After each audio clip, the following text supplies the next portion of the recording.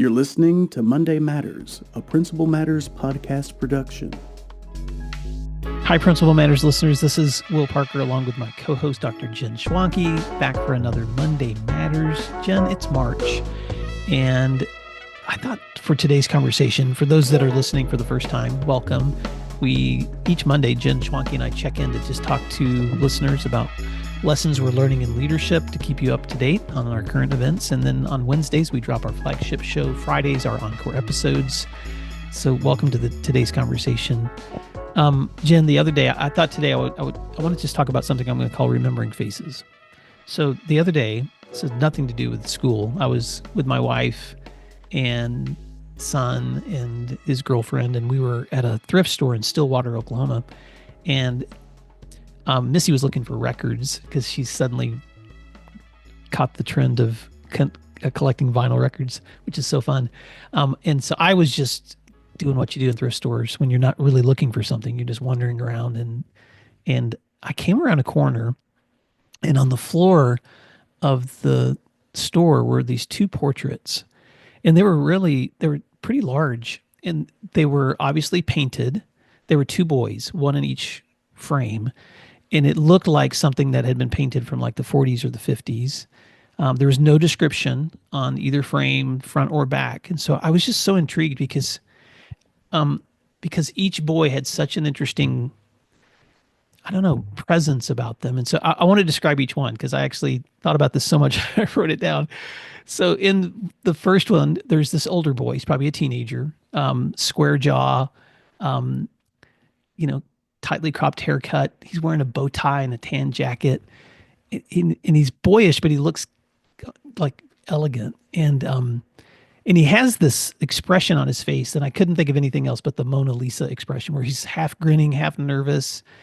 And you can tell he's shy, but he looks so curious. And so I'm staring at this face. I can't stop. And then I look at the other portrait, and it must be his brother. And he's younger, and I couldn't think of another word, but he's just a beautiful kid. He's blonde-headed, 7 years old, probably 8. He's wearing a blue suit with a thin gray tie, and he's got rosy cheeks and this little cleft chin, looking like a little man sitting there. But his eyes are so brown and oval, and he's got this riveting gaze, like he's just looking at you like somebody that you know is going to grow up and be successful and loved. And it's hard to say all of this out loud because it happens so fast in your mind, where you're standing there and you're looking at these portraits and you're like, how did they end up in this thrift store? How in the world could two young people whose faces got captured so beautifully by a portrait and probably hung on somebody's wall with great pride end up in this dusty little booth? And it seems to me have been forgotten. And so, I'm not telling this story because I want to be depressing. It's just made me think. It's really made me just ponder for a moment about, in some ways, our mortality. Like what happens? How quickly are we forgotten? But it's made me just chew on some things that I thought would be interesting to bring to today's conversation. But I want to just stop there because I can already tell you're thinking thoughts too. As you're like, how does this happen? How does something like that end up in a thrift store? Well, I think I'll point out the first point that kind of crosses my mind, which is they're not forgotten because, boy, they stopped you in your tracks, right? And you thought enough about it to go home, and you wrote a beautiful LinkedIn post about these two boys. And, the emotion and the fact that it struck you kind of not only emotionally, but also as a parent and as a school leader, and made those connections. It makes you wonder, doesn't it, that a portrait that did hang proudly in someone's living room is still giving a lot of important lessons or moments of reflection, even all those years later. So, if only, somebody's walking around right now probably thinking about these two boys and has no idea that a podcaster in Oklahoma and a podcaster in Ohio are thinking and honoring their, the fact that they were there. What's funny, Jen, is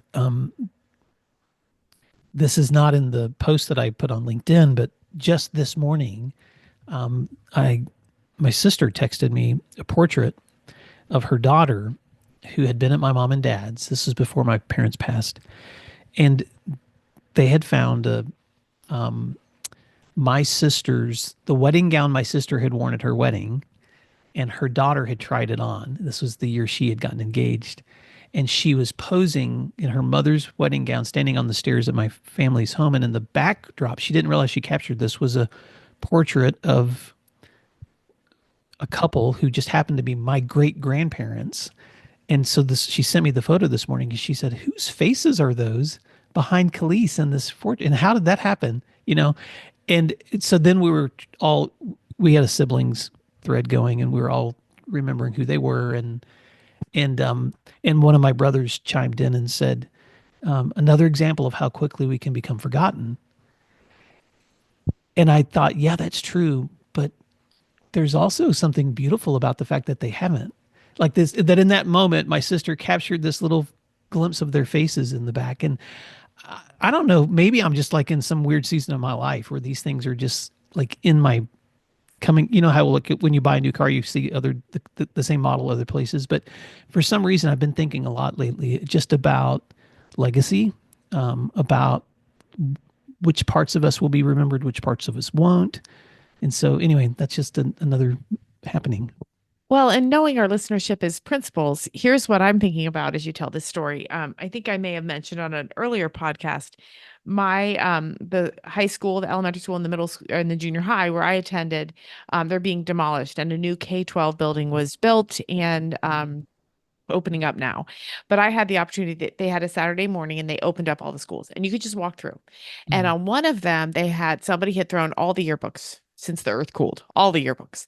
And what a delightful experience it was. My best friend from elementary, myself and my sister were all there, and we looked through these yearbooks. And I mean to tell you, you should never assume somebody's forgotten.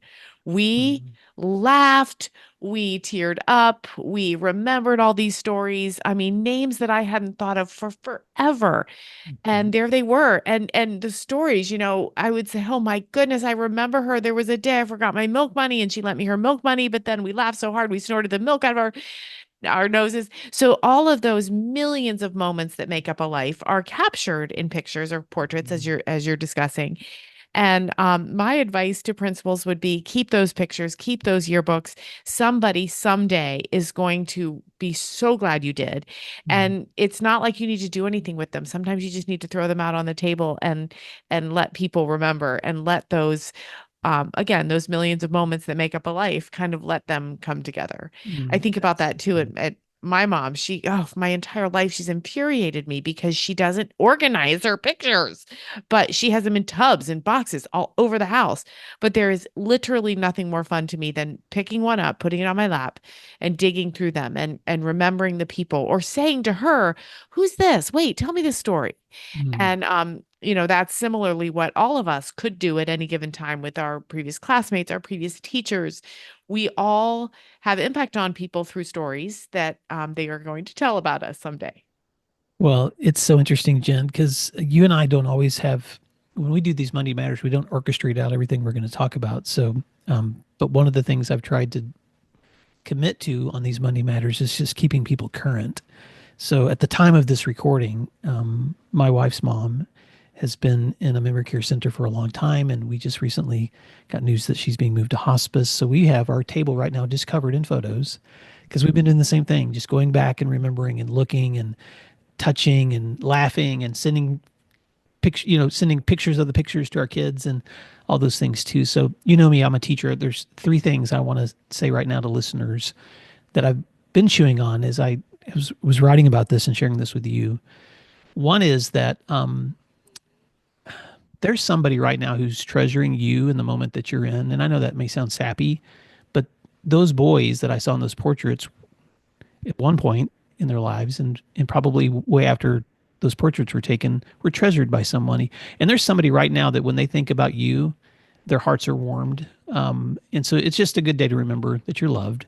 And then two, I just want to say, everybody that you're encountering today is a person who deserves to be treated with the dignity and respect and appreciation and gestures that you would want your loved one to be treated with. And sometimes we forget that. They're not numbers. They're not. They're people, not outcomes. And so that's so hard to hold on to sometimes, Jen, when the people that we're working with behave in ways that need to be corrected or make us crazy. And then the third thing I'll say is, and whenever I'm presenting to leaders, a lot of times I'll tell them the two things I always say: the unkind thing and the kind thing. The unkind thing is, you're not as important as you think you are. So practice some humility. Someone will forget about you in your school someday. It will run without you. And the kind thing is, you're more important than you think you are, because your influence matters. Like what you're doing right now matters, and it will matter long after you're gone. So whether or not you're in a history book, or your family's records get passed on to generations, or whether your photo ends up in a thrift store, like, I mean, there's still an influence that you've made at some place, and especially if you're an educator, that's going to live on long after you. And you and I can both right now, I could ask you, Jen, to unpack story after story after story of people, of the educators that made you who you are. And you would have lots of them, because educators make a difference. And so are those who are listening to us right now. Right. I think about a student, and have told half of this story before, but now I have the second chapter of this story. And it was, I think I had told listeners about the time I went to Mongolian barbecue, and there was, our server came up and said, do you remember me? And I did what I know, I don't have a judgy audience here, so I'll say it. I didn't have memory of her. She told me her name, and I said, oh, okay. And I had a vague memory. And she said, I just wanted to thank you because you were the only one who stuck up for me. And I didn't have a memory of that, but I knew it was big, and I knew it was profound. And I said, I'm so glad I did. Well, then I reached out to a colleague of mine who had been teaching at the time I was, and we pulled out those yearbooks and we found the student. And she said, oh, I remember this. I remember this story. And it was a student who was just, wrestling with a lot of things, and was her behaviors were ridiculous, and she was constantly getting in trouble. And apparently she was constantly getting lunch detention. And apparently, I keep saying that because I don't have a clear memory of this. I was fired up because I said lunch detentions are not going to work for this kid. I'm going to let her come to my room every day, and she can just sit there with me while I do my plan period. And so, it was probably, I don't know, maybe it was a week or 2 or 3 or 3 months. I don't remember. But those little moments where we stick up for somebody, or we provide an alternative solution that nobody else is thinking about, it can be just a Band-Aid in the moment, but you never know if 20 years later, somebody's going to say, thank you for sticking up for me. Mm. Because again, I was probably just solving a problem and moved on with my day or week or whatever.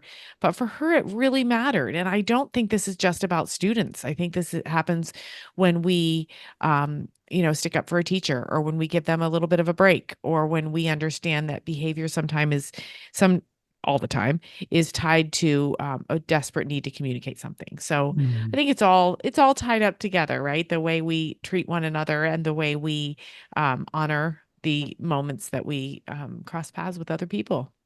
I love that story. So, because I'm weird, as a thought experiment, I just, in my own imagination, as we're wrapping this up, I was thinking about, okay, so if I could have had my dream for what happened to those boys, in Will's imagination, they grew up and they chose to move overseas, and they started a company in remote India, and they said goodbye to all the comforts of here, and they struck out on some huge adventure, and they found love and success, and they left a big family legacy far from here, but they have a huge legacy there, where their portraits are, honored and remembered and loved, while the ones over here in this little thrift store gathering dust because they lived a bold new life someplace else. I didn't think that was at all what you were going to say. I imagined the boys growing up and living somewhere in the happy Midwest, and Hmm. their houses are, just a block or two away from each other, and their wives are the very best of friends, and their wives get together and talk about how their annoying husbands, and there's a lot of grandkids and kids and cousins all running around. That's what I Oh, imagined. I love your version better. Okay, so the reality is that, we're not capable of knowing. But in the meantime, as we do wrap this up, I just want to say to listeners, first of all, thank you guys for your patience with as I share things like that, and Jen, for your kindness and all the thought experiments that I have. But in a small way, I think that, we're leaving memories everywhere we go. And so whether or not our portraits end up wherever they end up doesn't really matter. What matters is who you are today and the people that you're surrounded by and how you're treating them. So today, whatever you do, show people the attention that they deserve. Make a memory of the faces that you get to encounter today. Celebrate the people that you're around. Make sure they know they're seen and cherished, because that's how we make a difference. So, all right, Jen. Well said. Well said, my friend. As we wrap up, how can folks stay connected with your work? And I do want to give a teaser, because you and I have been talking about trying to put together some virtual PD that could be available in the summer. So listeners, be listening up, because Jen and I are going to be announcing something that we could offer to Principal Matters listeners, where you bring some of your great content. Absolutely. Yeah, thank you. Well, this was a great conversation, and I hope it reframes somebody's day. And, a very serious topic, but really there's a lot of joy and importance in thinking about everybody that we cross paths with. So thank you. All right, friends. Thank you this week for doing what matters. You can find resources like this one and lots of other opportunities at williamdparker.com. And Jen, how can they stay connected with you? They can find me at jenschwanke.com. Thank you for listening to today's episode of Principal Matters, the School Leaders Podcast. If you enjoyed the show, would you take a moment and like, share, subscribe, or leave us a review? In fact, if you share it out with a friend, even more people can become a part of these conversations. Sign up for our newsletter at williamdparker.com for even more free resources. And don't forget to check out our website to learn more about our books, professional development offerings, Grow Academies, masterminds, executive coaching, and keynote presentations. Wow, let's keep learning together. And thank you for doing what matters. Monday Matters.